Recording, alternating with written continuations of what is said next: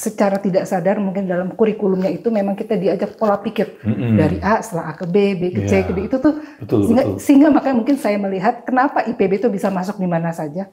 Untuk keluarga kan dan anak khususnya gitu ya, supaya nanti pada saat kita nggak ada, anak kita udah bisa mandiri lah masing-masing. Lebih ke sana sih menurut saya sih.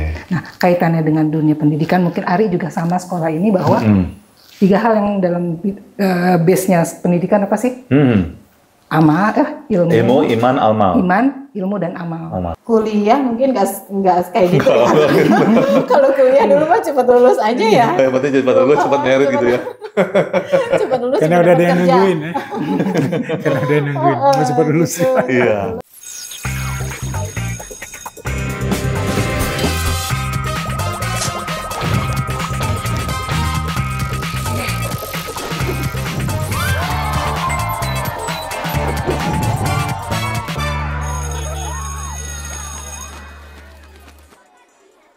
Bismillahirrahmanirrahim. Assalamualaikum warahmatullahi wabarakatuh. Waalaikumsalam.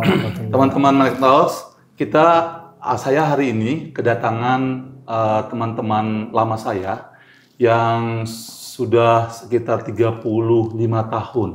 Kita sama-sama kuliah di Bogor, di IPB. Kebetulan teman-teman ini saya culik nih untuk datang ke sini dan kita akan tanya jawab dan diskusi mengenai perihal bagaimana waktu mereka kuliah, terus apa yang mereka lakukan sampai mereka akhirnya berhasil saat ini. Tidak panjang lagi, saya langsung saja tanyakan ke mereka.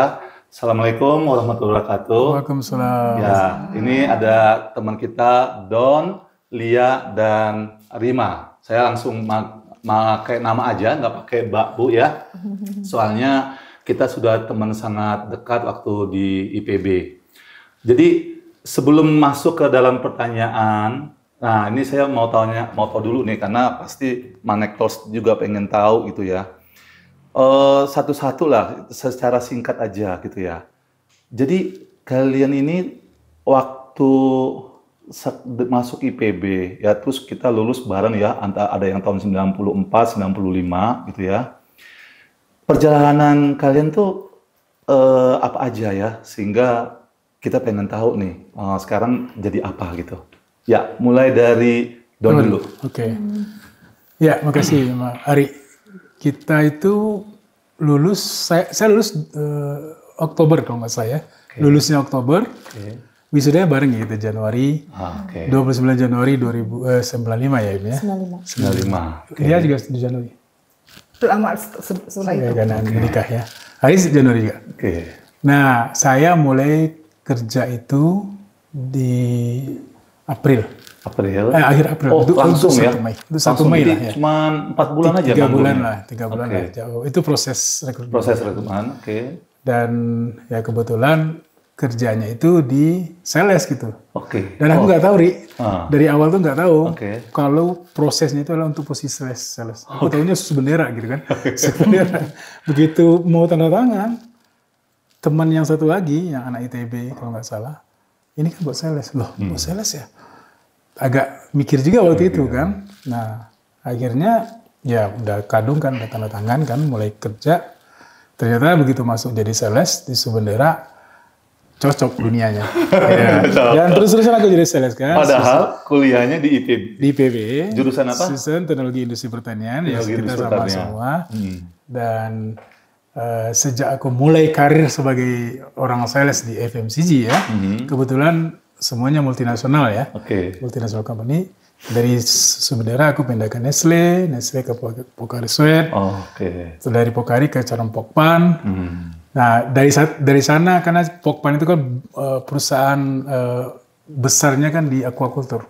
Karena Pokpan ada 2 ya, ada yang ayam, ada yang apa namanya unggas ya, ada yang aqua. Aqua itu akhirnya pisah, beda perusahaan sendiri namanya Sentral Protein Apima. Jadi itu mulai ada kesentuhan dengan aquaculture. Nah dari sana lanjut lagi ke perusahaan perikanan juga sampai terakhir ke startup bidang perikanan. Oke. Jadi sebenarnya ada hubungannya dengan IPB ya. Cuman salesnya ini, itu gimana tuh cara kok bisa langsung enjoy gitu? Padahal dulu belajarnya kan pelajaran di industri pertanian tuh mengenai pertanian, pengolahan, kemudian ada rekayasa kimia gitu-gitu ya. Terus tiba-tiba kerja ditaruh di sales. Di sales, terus kok bisa nikmatin? Gimana tuh? Karena gini, di dunia sales itu kan yang paling penting kan nggak ada satupun jurusan kampus di Indonesia ini yang ada jurusan salesman. Nggak ada kan? Nah, semua yang masuk ke sales itu punya background masing-masing. Dan yang paling penting sebetulnya karena sales itu kita berinteraksi dengan orang banyak ya. Yang pertama kita harus enjoy dulu ketemu orang, ya kan? Dan Ari tahu lah di kampus kan kita dulu suka heboh, suka ketawa-ketawa sana, ketawa sini, sehingga untuk bersosialisasi itu jadi nggak ada kendala lah ya. Yang kedua yang bikin happy itu kenapa aku senang di sales ya? Tiap hari itu aku nggak pernah ngejar hal yang sama. Semuanya berbeda. Pasti beda. Kendala, masalah, semuanya. Semuanya beda ya. Terus yang kedua di sales itu aku tuh keluar terus gitu ya. Nggak di kantor. Ya tergantung lah. Dulu di awal kan di Nestle, jadi sebenarnya kan aku kelilingnya di Medan ya. Nah, kebetulan dikasih area namanya Binjai, itu Kabupaten Langkat, sama Tanah Karo itu Brastagi. Jadi aku muter situ, ya kan, bolak-balik situ.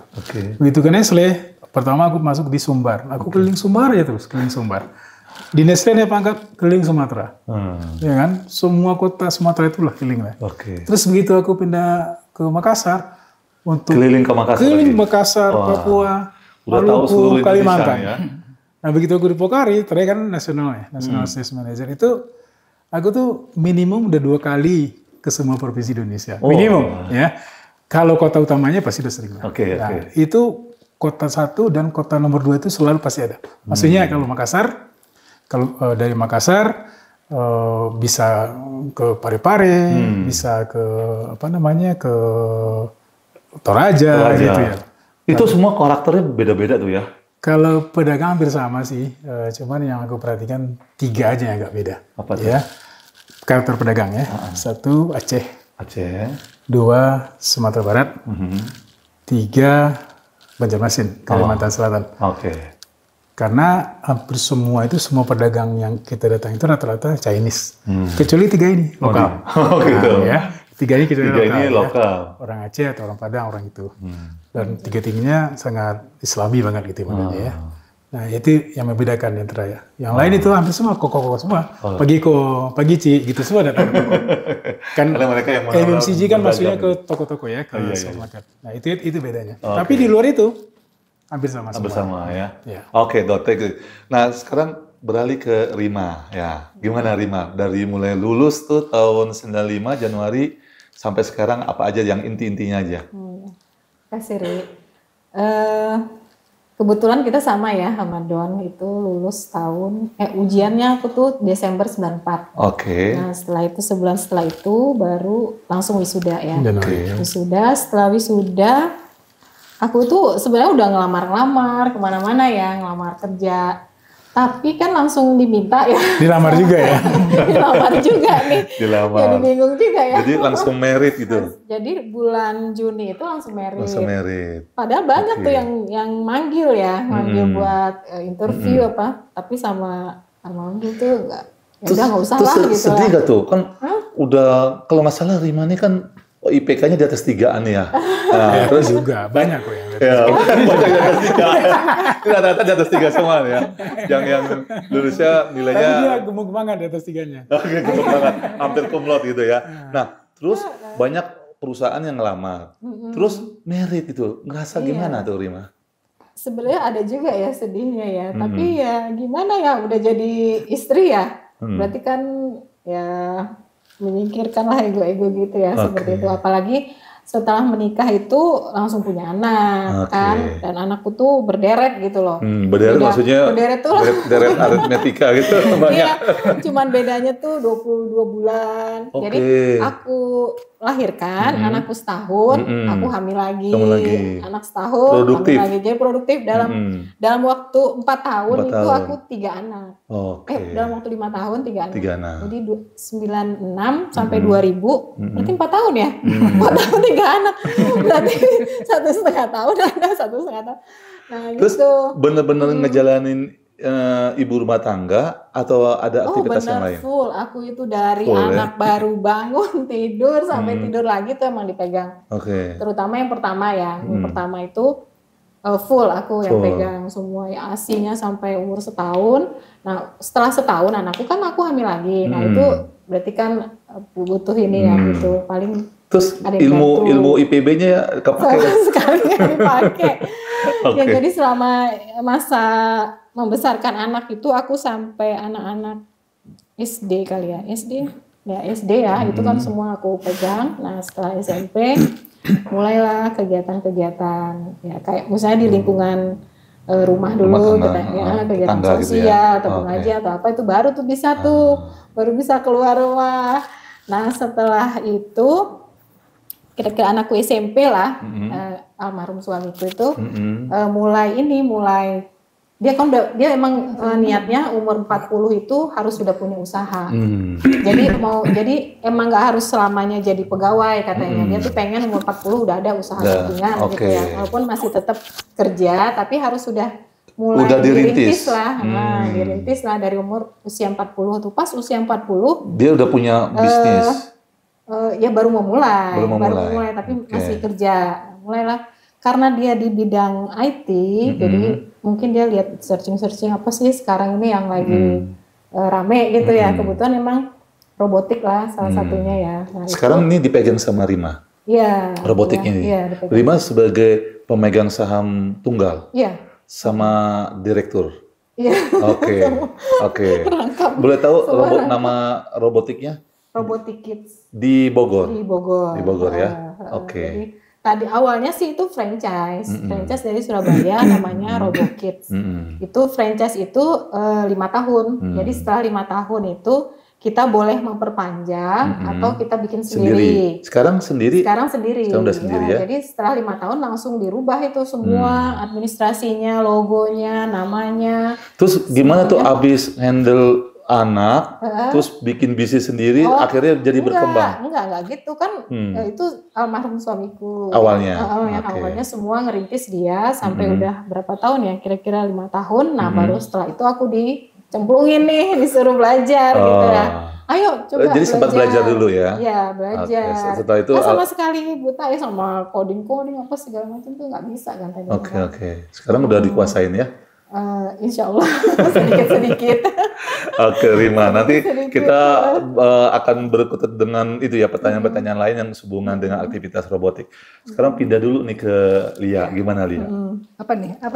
Jadi Lia sejak ini kayaknya sama cepat merit juga ya? Iya.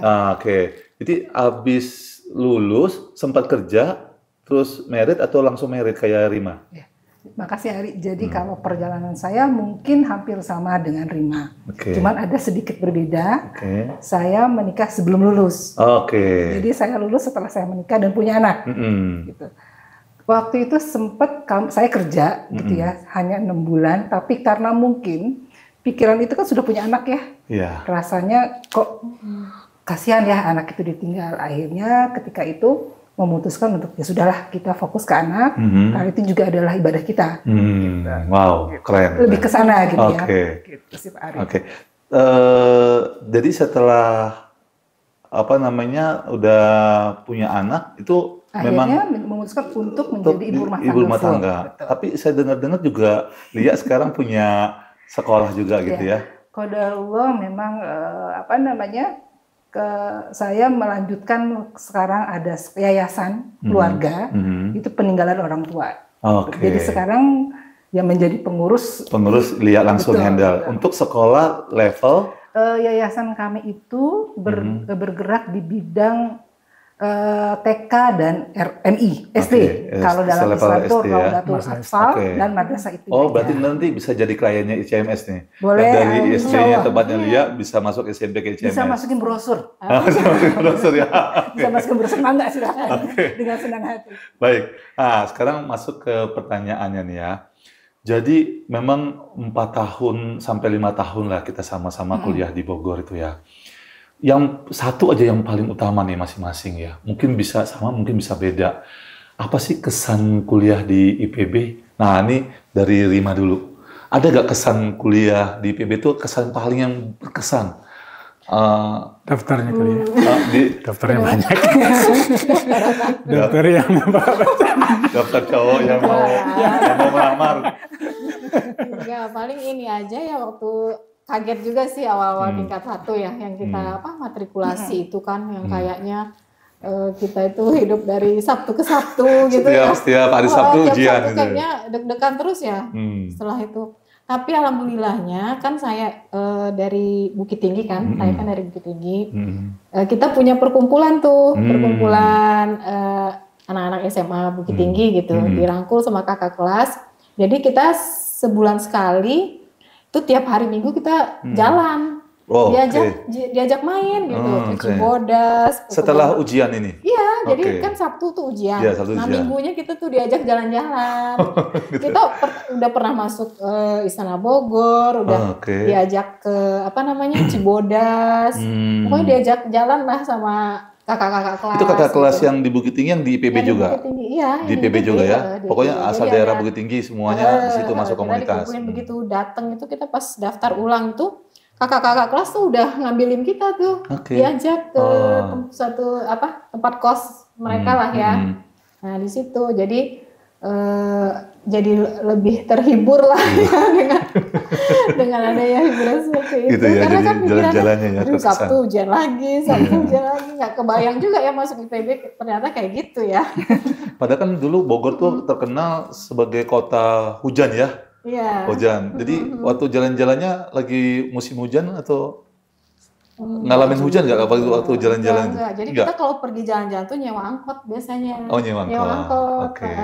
Wow, seru itu ya. Kumpul di Tegalega kan ada kakak kelas tuh di Tegalega. Kumpul di situ. Nah, udah kita sama-sama pergi gitu. Seru juga. Sekarang Lia. Nah, Lia kesannya apa, Lia? Kesannya kalau saya gini, kita pertama kali kuliah itu adalah satu, kita mandiri. Karena kan ketika kita sama orang tua, kita semua kebutuhan kita itu kan oleh orang tua dong. Iya. Ketika kita kuliah, itulah saat-saat momen yang paling berkesan adalah kita bisa mandiri. Ibaratnya kita bebas, tapi kita masih diawasi oleh orang tua. Itu betul-betul momen yang paling buat saya adalah, itulah perubahan kita menjadi manusia yang minimal sebelum menjadi mandiri. Nah, kalau kesan sendiri di IPB itu sendiri adalah, saya ngelihat bagaimana punya bonding yang cukup bagus ya antar teman. Gitu. Mereka kalau ada saling sulitan, mereka saling bantu segala macam. Pinjam duit ya? Duit banyak hal lah pokoknya, mungkin pengalaman kali ya. Yang suka minjemin duit ke Lia sama Karima ya. Kalau Lia Randy yang paling langganan. Jadi gitu. Ibaratnya kalau saya lihat ke bonding antar teman itu bagus gitu. Kalau dalam pelajaran itu saya ngelihat kekuatan IPB itu adalah pada pola pikir kita. Pola pikir. Karena secara tidak sadar mungkin dalam kurikulumnya itu memang kita diajak pola pikir dari A setelah A ke B, B ke C ke D itu tuh sehingga makanya mungkin saya melihat kenapa IPB itu bisa masuk di mana saja karena kita memang dikajarkan analisa yang cukup bagus, cukup kuat gitu dan itu mengakar. Itu pun bisa kita praktekkan ketika kita berumah tangga dalam mengurus anak. Itu jadi menurut saya itu jadi kepake tuh. Kepake, pasti dari kepake. Sisi pola pikirnya kepake untuk mengurus itu rumah tangga ya. Itu pasti. Karena kan IPB Institut fleksibel banget. Betul. Nah, jadi kita ini ya, ada yang kerja di bank, asuransi, ada yang sales, ada yang macam-macam ya. Karena IPB keunggulannya adalah pola pikir ya kalau saya lihat. Kurikulum itu secara kita nggak sadar sebenarnya kita diajarkan ini loh cara memecahkan masalah. Ini loh ketika kita melihat perumusan masalah seperti itulah. Itu yang saya lihat gitu. Walaupun memang ada kisah-kisah di mana hidup kita hanya untuk hari Sabtu. Karena Sabtu itulah kita ujian. Setelah itu kita bebas gitu kan mau kemana aja. Gitu sih. Nah, Don gimana? Kalau aku kan dari kampung ya. Oh iya. Pertama keluar provinsi Sumatera Barat itu pas ke Bogor ini. Oh, jadi SMA di Padang? Batu Sangkar kan. Oh, Batu Sangkar, Jadi dari SD, SMP, di kampung, kecamatan, SMA di Batu Sangkar, baru keluar provinsi itu pas ke Bogor. Jadi kaget? Ya, tapi kalau dibilang culture shock mungkin enggak ya, karena aku lebih nikmatin perubahan lebih excited lah, menikmati banyak sekali hal-hal yang aku rasakan pertama kalinya di tahun pertama itu. Contohnya pertama lihat jalan tol ya, belum pernah gitu. Enggak, semua di sana tol semua. Jalannya panjang, nggak pernah macet gitu. Pertama lihat masuk ke supermarket. Pertama naik kereta api. Di Padang nggak ada supermarket ya? Ada. Waktu itu kan di Bogor juga baru ada Ngesti kan. Oh iya, ada Ngesti. Pertama naik kereta. Terus pertama ke puncak, pertama nonton Galaxy tadi kita sudah. Iya, jadi memang banyak hal banget. Ini tuh hal baru ya. Hal baru yang di tahun pertama itu. Itu sehingga itu yang buat aku sangat berkesan lah. Tapi aku menikmati ya, bukan jadi takut, bukan apa ya. Jadi makanya nggak bisa dibilang lebih excitednya daripada shocknya gitu. Kalau kuliahnya sih sama lah dengan kawan-kawan yang lainnya. Nah. Jadi waktu Lia nih ya, kan kuliah di PB ya, itu dulu sebenarnya cita-citanya apa ya? Kok akhirnya jadinya ibu rumah tangga? Itu kepikiran nggak? Maksudnya aku kayaknya dulu tuh mau kuliah, tapi pengen jadi ibu rumah tangga gitu. Atau sebenarnya ada berbeda, teman yang sekarang dijalanin gitu? Kayaknya beda deh. Kalau dulu ketika itu pengennya jadi bos. Jadi wanita karir gitu ya? Wanita karir gitu kan. Tapi itu kan perjalanan ternyata udah dapat ya. Suami bos, jadi nggak perlu lagi gitu. Nah, itulah perjalanan hidup. Gitu. Yang penting kan kita punya mimpi ya. Gitu. Dan insya Allah kan apa yang kita lalui tidak akan pernah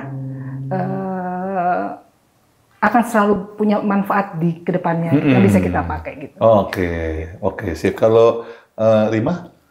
Ya sama ya. Mimpinya waktu itu setelah kuliah tuh pengennya kerja ya. Nah, yang terpikir waktu itu pengennya kerja di bank coba. Di bank. Aku tuh pengennya kerjanya di bank. Pas pengen ngeliatin kayaknya orang di bank itu rapi gitu ya, gimana gitu. Setelah di kuliah di IPB atau sebelum? Waktu di SMA? Waktu di IPB, karena banyak kakak kelas yang kayak Minda itu kerja di bank gitu. Kayaknya sukses gitu ya? Kayaknya sukses gitu ya, dia kan cerita ya, sering cerita, gini sih gampang kok di IPB, gampang kerja di bank gitu. Pengen tuh dulu, sebelum tahu ya bang. Alhamdulillah ya, jadi ibu rumah tangga. Sekarang anak-anak sukses ya. Amin. Insyaallah. Kalau kan yang tadi aku cerita ya, aku lihat perusahaan yang besar lah ya, FMCG terkenal dari Belanda, sebendera ya. Iya. Dan aku ada yang miss mungkin waktu, kan baca di kampus tuh, apanya, lowongannya.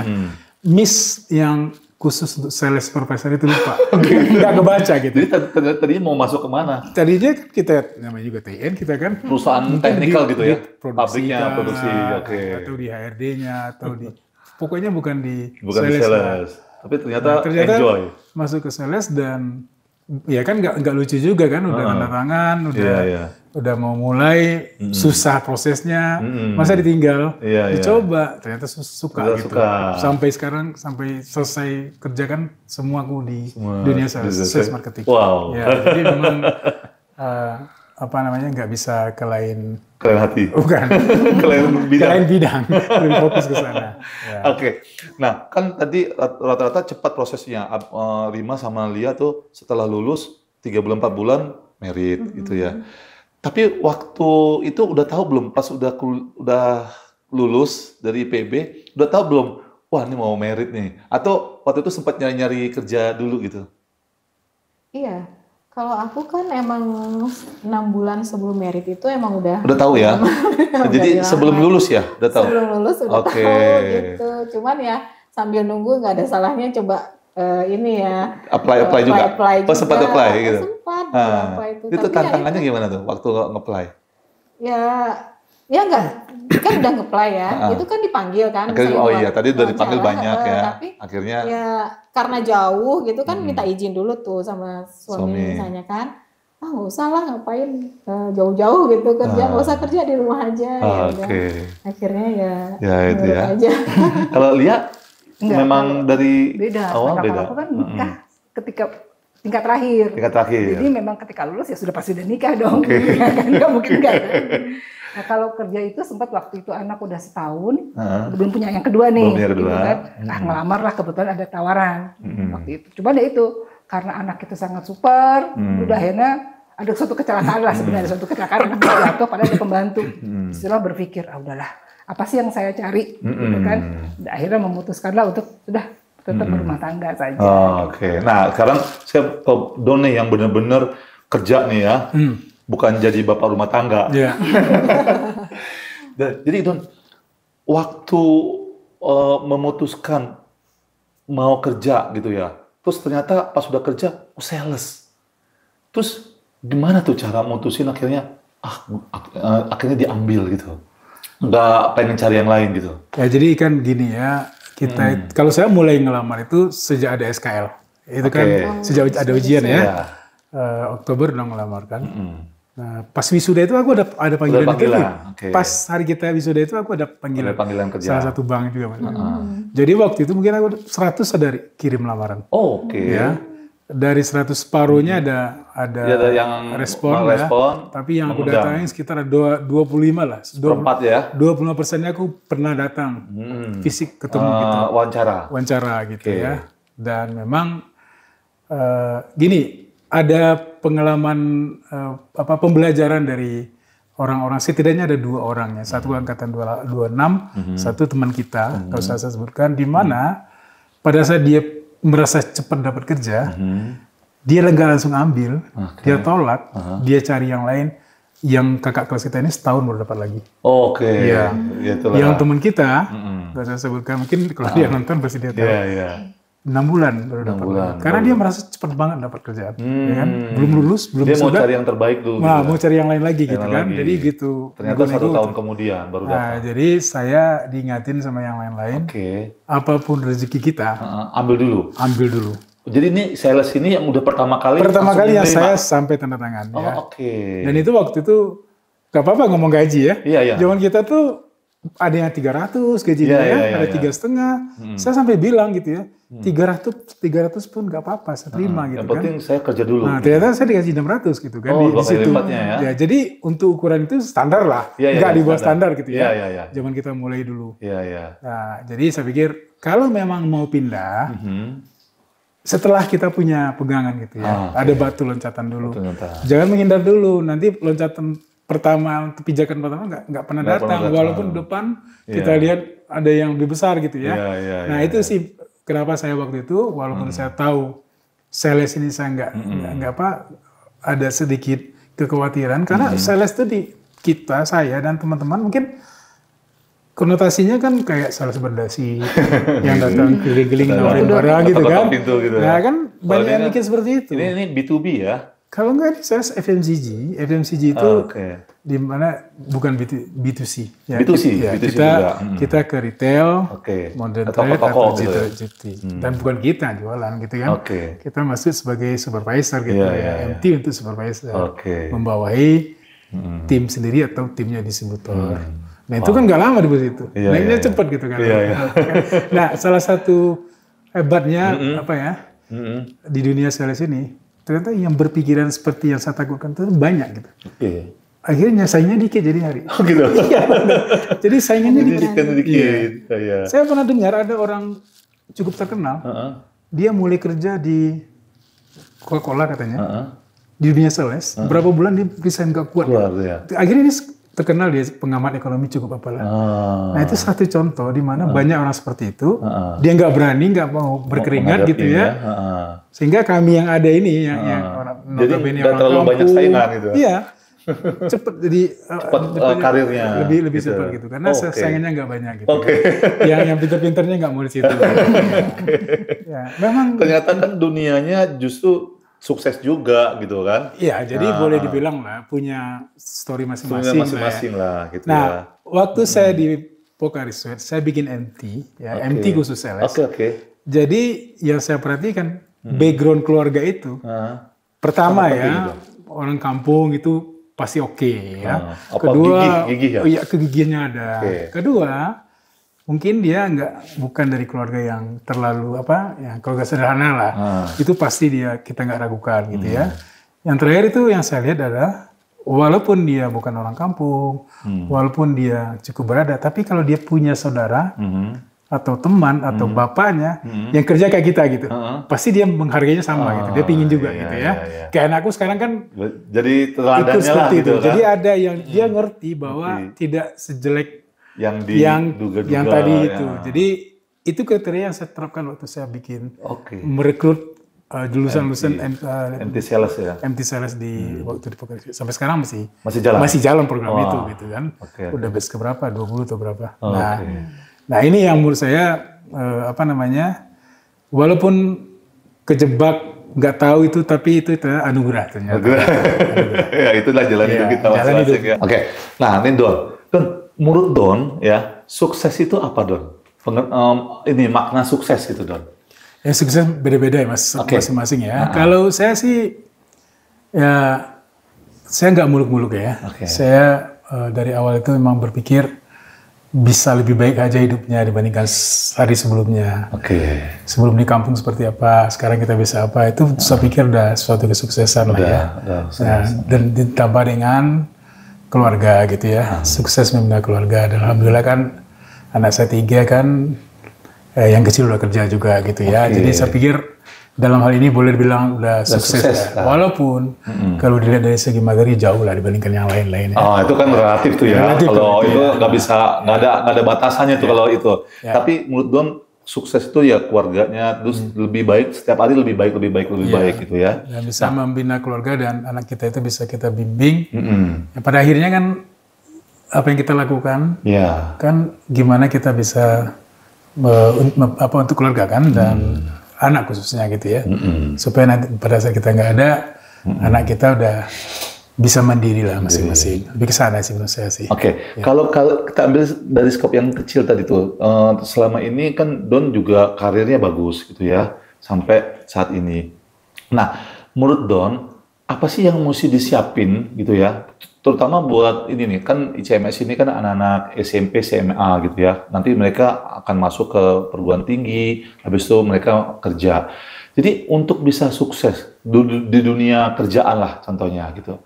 Itu apa sih Don yang mesti disiapin sama anak-anak gitu? Mungkin nih saya bisa share apa yang saya diajarkan waktu di Pokari dulu ya. Karena perusahaannya perusahaan Jepang gitu ya.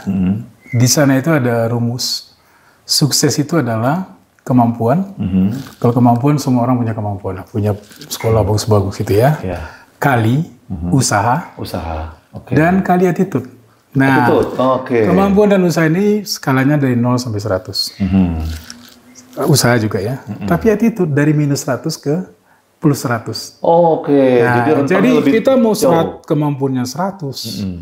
Usaha juga bagus, tapi attitude negatif, hasilnya negatif. Mengurangi jadinya. Negatif kan dikali kan. Kalau ada minus 1 kan jadi minus kan. Nah jadi mungkin melihat trennya anak-anak muda sekarang itu ya. Ya ini juga saya ajarkan ke anak saya. Kamu harus benar-benar menghargai pekerjaan kamu. Kamu harus tahu bahwa jika kerjaan yang sekarang hilang, kamu nggak akan segampang itu dapat lagi. Caranya ngagali gimana? Ya kerja sungguh-sungguh. Gitu. Kerja sungguh-sungguh. Wah, kerja sungguh-sungguh. Benar-benar. Ya, kerja dari hati. Karena pada akhirnya angka-angka pencapaian itu juga memang satu hal gitu ya. Tetapi bagaimana kesungguhan kita dalam usaha, walaupun kita nggak capai target, tapi atasan kita melihat kita sungguh-sungguh, itu belum tentu harus selalu negatif hasilnya gitu. Jadi memang attitude itu salah satunya adalah kesungguhan tadi. Kesungguhan ya. Dan yang lainnya juga bagaimana kita berinteraksi dengan yang lain. Jangan sampai kita pintar sendiri, tapi orang-orang melihat kita, orang nggak bisa diajak kerjasama gitu. Nggak menghargai orang lain. Nggak menghargai orang lain. Sepintar apapun kita, sehebat apapun kita, tapi kalau kita dianggap orang sombong, itu kita nggak akan bisa sukses kalau menurut saya betul. Jadi malah minus gitu ya. Itu tadi nilai 200, 100 kali 100 kemampuan kali usaha. Dan kali lagi attitude, minus 1 aja udah minus semua. Minus semua kan. Nah, jadi kalau ini positif kan misalnya 70. Berapa kan? Berapa? 73 berapa? 2.100. Nah, Itu kalau kali 3, ini kan 70 kan, 70 kan, bukan. Pasti kayak gitu. Iya, oke. Ya. Tapi kalau negatif coba kan. Nah, iya. Ya mau 100 gitu minus kan. Minus 1 aja. Udah 1000 kan. Minus 10, ya kan. Jadi minus. Dan itu nggak sukses. Itu nggak bisa dibilang sukses kalau menurut saya. Ya, jadi memang attitude itu yang kadang-kadang jadi faktor penentu. Kenapa? Kemampuan sekarang semua orang punya kemampuan belajar, tempat pembelajaran banyak sekarang kan. Dan usaha itu kan bisa digenjot, semua orang bisa usaha. Tapi pada saat ini pada suka lupa. Kadang-kadang memang bawaan yang kurang, ya memang ada dasarnya agak songong atau gimana gitu ya. Atau memang lupa gitu. Saking excitednya dengan pencapaian-pencapaian, lupa menghargai yang lain gitu. Nah ini yang perlu kita... Nah ini benar-benar sangat bagus nih nanti buat teman-teman netizen ya yang mau berkarir. Jadi memang yang paling penting dijaga adalah attitude. Sekarang pindah ke Rima. Mengenai Rima kan waktu suami sudah almarhum, terus mulai melanjutkan bisnis suami gitu ya. Nah mengenai namanya usaha kan ada kegagalan. Nah gitu ya, itu gimana tuh cara Rima bisa bangkit? Pernah gak ngalamin kegagalan itu dalam bisnis? Atau pasang surut, nah pas lagi surut terus bisa bangkit lagi gitu? Mungkin waktu COVID ya. Waktu COVID itu lagi benar-benar nol jadi murid kan. Dari yang waktu itu hampir 700. 700 itu tahun 2019. Sampai kita kasih bonus anak-anak itu pergi wisata ke Bali itu tahun 2020. Itu lagi jadi guru-guru tuh saya servis lah ya, jalan-jalan ke Bali 3 hari kalau nggak salah. Nah setelah itu Januari itu kan mulai lagi itu masih bagus tuh. Awal tahun ajaran baru tuh udah masih 700 lah gitu ya. Nah Maret kan COVID, berarti sekolah semua tutup, kosong, kursus tutup, berarti kan benar-benar nggak ada murid.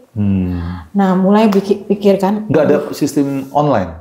Nah itu kan belum kepikiran ya, kan belum kepikiran, baru awal-awal COVID kan kita masih ini ya. Iya. Baru mulainya kapan?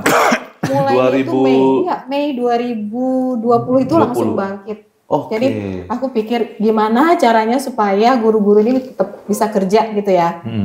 Nah mulailah karena robotik itu pakai alat, kan agak susah juga sebenarnya kalau online ya kan.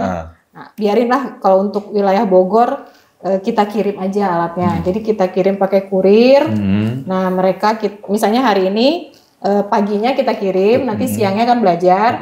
Nanti sorenya mereka kirim lagi alatnya. Nah itu kita cuci tuh saking takutnya ya dulu ya. COVID itu sebelum kita cuci, sesudah kita kasih cuci. Bayangin aja tuh alat Lego kecil-kecil itu. Kita cuci dulu gitu loh. Telaten tuh ya, pegawai mesti ngelap-ngelapnya gitu. Alhamdulillah tuh guru nggak ada yang keluar tuh saat itu. Mungkin mereka juga pasti takut juga ya kalau keluar gimana kerjaan juga nyarinya susah kan. Udah akhirnya online. Mulai Mei itu dari murid 2, mulai 2, langsung akhirnya ya akhir 2020 itu kita udah mulai tawarkan lagi ke sekolah online dengan, nah mikir lagi nih kalau robotik nggak bisa, coba cari program baru apa, akhirnya cari-cari ternyata ada program coding nih, coding, nah bisa online tuh, nah dicarilah materinya, pokoknya inilah ya sama guru-guru gimana kita bikin modul baru gitu. Nah udah habis itu ya mulai lagi gitu. Jadi memang nggak langsung patah semangat ya waktu ada COVID ya, terus berusaha. Sekarang muridnya? Sekarang udah ke 600 ya. 600 muridnya. Alhamdulillah. Alhamdulillah ya. Ya kalau itu kan ya turun naik ya. Iya.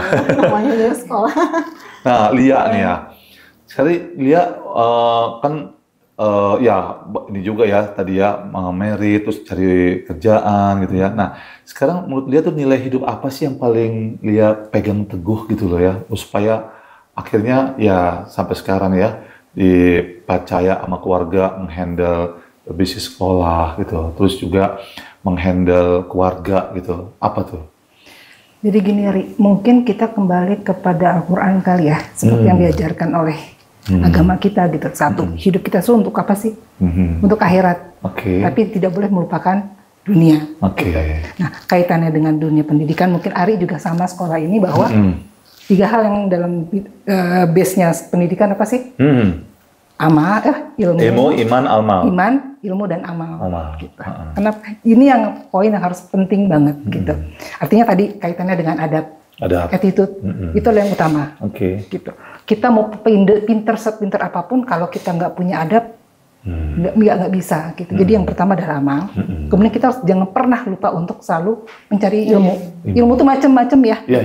Tidak hanya ilmu pendidikan, ilmu dalam sehari-hari itu adalah ilmu. Gitu. Jangan pernah untuk tetap lepas tidak mencari ilmu lah, menuntut ilmu sampai kita tua, sampai kita meninggal. Terakhir gitu ya? Ilmu itu kita amalkan. Oke. Amalkan kaitannya tadi dengan kegagalan. Apa kegagalan? Jangan pernah kita putus asa gitu.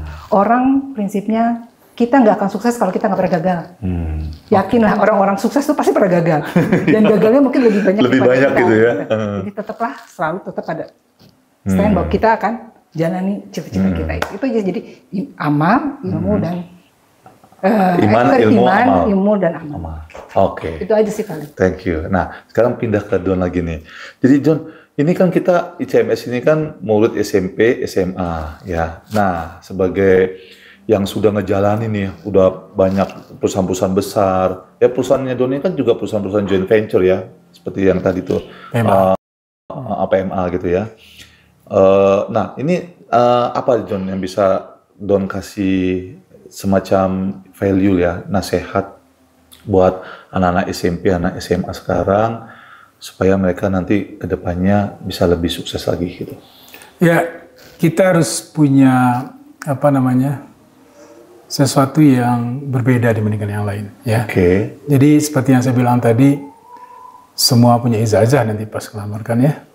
Terus semua juga punya semangat yang sama untuk berusaha gitu ya. Tapi kalau kita nggak punya pembeda dibandingkan yang lain, ya pembeda itu bisa aja misalnya keahlian atau skill yang didapat bukan dari sekolah gitu ya, dari ekskul atau dari kegiatan lain di luar atau pengalaman gitu. Contoh kecilnya aja misalnya pernah magang di mana gitu ya, itu bisa jadi pembeda gitu pada saat kita masuk ke perusahaan Jepang, terus kita ternyata pernah magang di perusahaan Jepang, itu jadi beda gitu ya. Kita diperhatikan gitu. Jadi menurut saya itu kalau mau sukses itu kita jangan menjadi orang yang average ya, jangan rata-rata. Kalau rata-rata itu dia kreatif ya, harus berbeda dengan yang lain. Caranya macam-macam, macam-macam ya. Menampilkan diri sendiri dengan cara yang berbeda itu kan ya. Saya paling waktu saya pertama MT di sebenarnya itu. Ini contoh kecil aja, tapi saya masih ingat sampai sekarang. Sales directornya waktu itu, dia mulai karirnya MT di Unilever. Dia tahu penjualan dia sebagai MT itu nggak lebih baik dari yang lain. Tapi dia ceritakan, yang dilakukan berbeda adalah malamnya dia langsung beresin laporan hari ini. Sementara orang menunggu sampai akhir minggu gitu kan.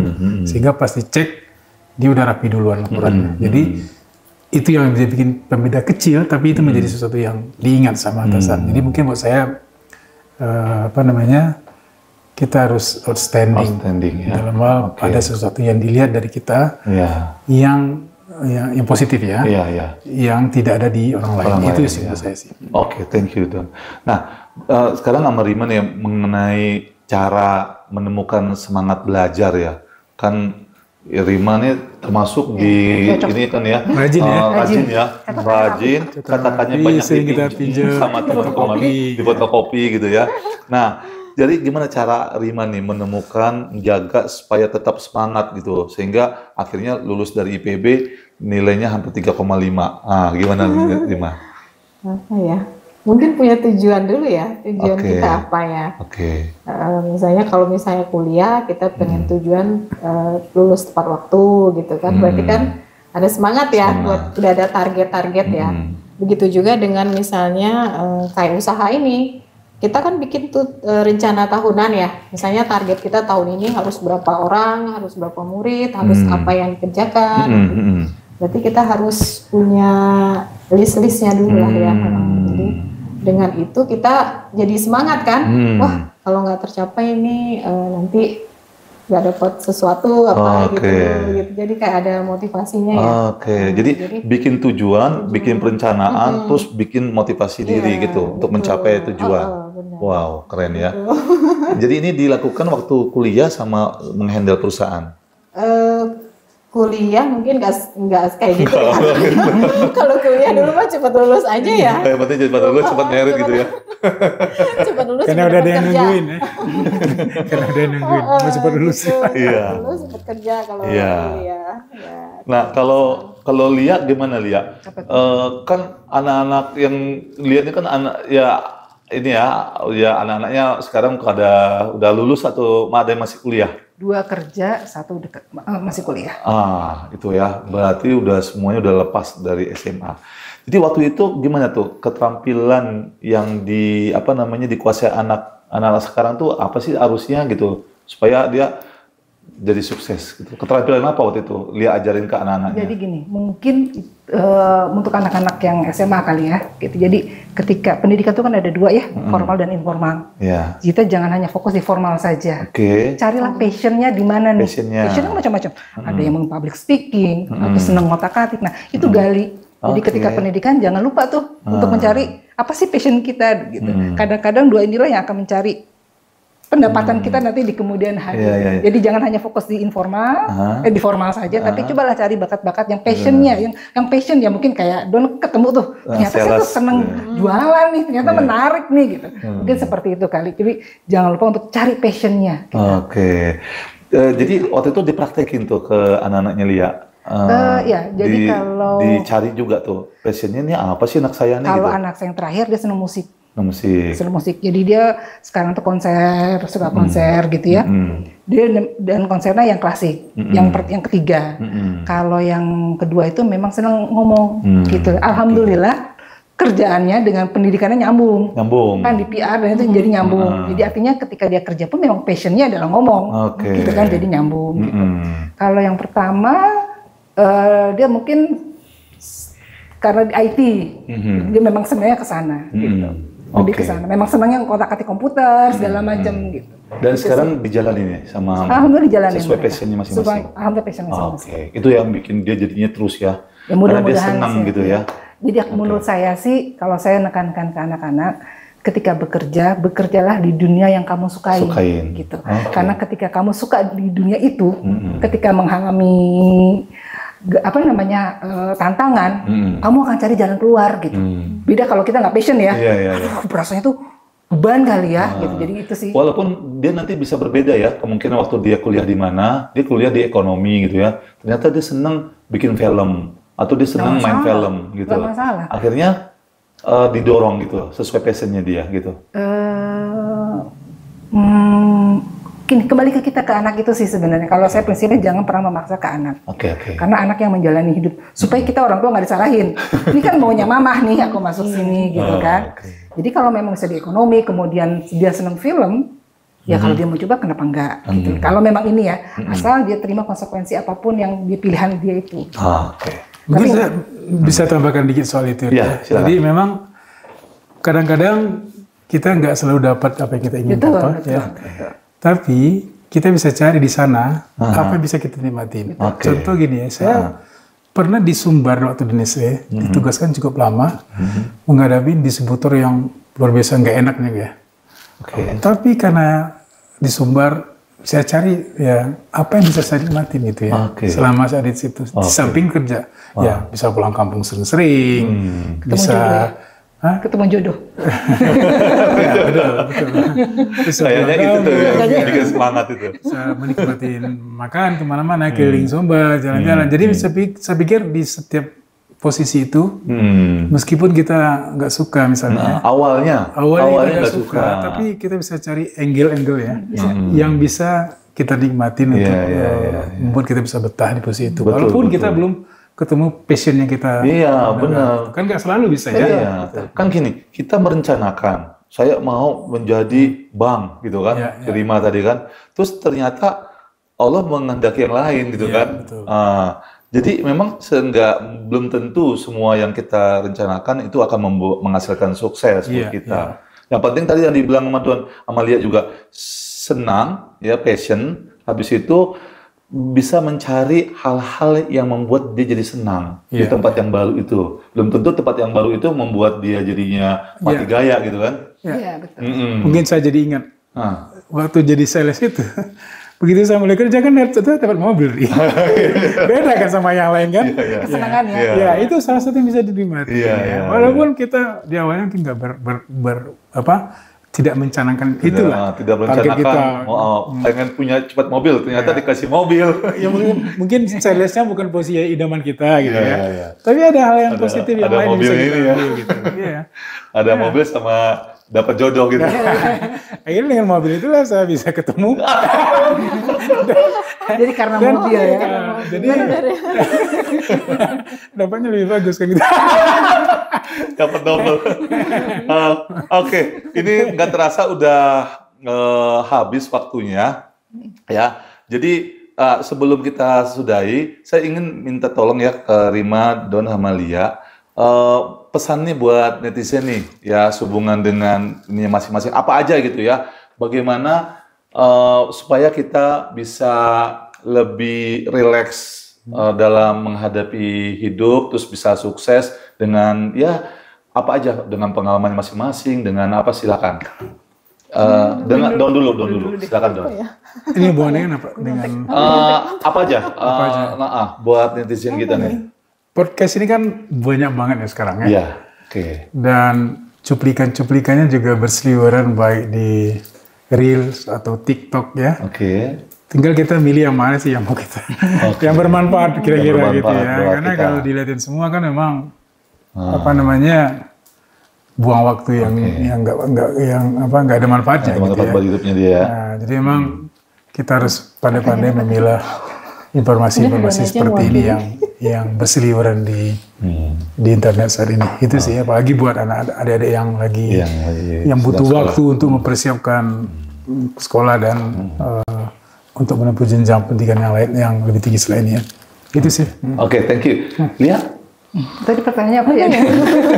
Apa aja, pokoknya apa aja nasihat, apa sesuatu yang bermanfaat yang mau disampaikan sama Lia? Mungkin buat generasi muda kali ya. Jangan pernah takut untuk bermimpi. Oke. Jangan pernah takut untuk bermimpi, jalani sesuatu berdasarkan keinginannya, kesenangannya. Dan jangan pernah takut untuk mengalami kegagalan. Gitu. Karena tidak akan pernah orang sukses kalau dia tidak pernah mengalami kegagalan. Oke. Thank you. Rima. Kalau aku mungkin pesan untuk ini aja ya, wirausahaan. Mungkin kalau memulai usaha itu mungkin harus fokus dulu ya. Fokus kita ya, bisa fokus sesuai passion atau fokus apa yang mau kita lakukan gitu. Jadi benar-benar kita pelajari dulu lah. Jangan kayak beli kucing dalam karung gitu ya, yang kita nggak ngerti kita masuk. Tapi bisa juga sebenarnya ya pelajari dulu aja gitu loh. Pelajari, fokus, jalankan. Insya Allah mungkin nanti hasilnya sesuai yang diharapkan. Oke, baik, terima kasih Don, terima kasih Lia, terima kasih Rima atas waktunya. Jadi demikian Magnetel, kita sudahi, sampai ketemu di episode berikutnya. Wassalamualaikum warahmatullahi wabarakatuh. Waalaikumsalam warahmatullahi wabarakatuh.